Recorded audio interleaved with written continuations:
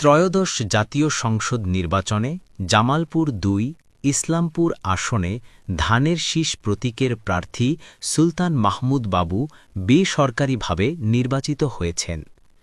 বৃহস্পতিবার ১২ ফেব্রুয়ারি ইসলামপুর উপজেলার ৯২টি ভোটকেন্দ্রের ফলাফল ঘোষণা করেন উপজেলা সহকারী রিটার্নিং কর্মকর্তা। ঘোষিত ফলাফলে ধানের শীষ প্রতীকের প্রার্থী সুলতান মাহমুদ বাবু মোট ৯৫,৩৭৮ ভোট পেয়ে বিজয়ী হন। তার নিকটতম প্রতিদ্বন্দ্বী জামায়াতে ইসলামী মনোনীত প্রার্থী ড সামিউল হক ফারুকী পান ৬১,৬৬৫ ভোট। এছাড়া হাতপাখা প্রতীকের প্রার্থী সুলতান মাহমুদ সিরাজি পেয়েছেন ১,৬৯৮ ভোট এবং ঘোড়া প্রতীকের প্রার্থী অর্ণব ওয়ারেস খান পেয়েছেন ১৬৯ ভোট। উপজেলার মোট ২,৮২,১০৩ জন ভোটারের মধ্যে ১,৬১,৩৩৮ জন ভোটাধিকার প্রয়োগ করেন।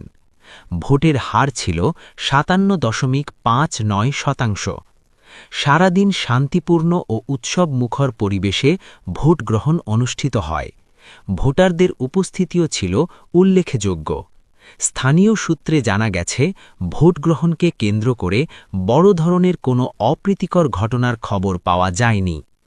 উপজেলা প্রশাসন ও নির্বাচন সংশ্লিষ্ট কর্মকর্তারা জানান, সুষ্ঠু ও শান্তিপূর্ণ পরিবেশ নিশ্চিত করতে প্রয়োজনীয় নিরাপত্তা ব্যবস্থা গ্রহণ করা হয়েছিল। সকল দলমত নির্বিশেষে যেহেতু বিপুল ভোটের ব্যবধানে আমাদের নেতা সুলতান মাহমুদ বাবু বিজয়ী হয়েছে, আমরা সকলের প্রতি সহানুভূতিশীল এবং শান্তিপূর্ণ সম্প্রীতির মধ্যে আমরা সহাবস্থান করতে চাই। আমার কোনো দল ব্যক্তির প্রতি আমাদের কোনো বিদ্বেষ, কোনো হিংসা নাই। এই হলো আমাদের নেতার মূল মঞ্চ। ধন্যবাদ। আপনারা দেখছেন অনলাইন ভিত্তিক সংবাদ মাধ্যম ইনফো BD24।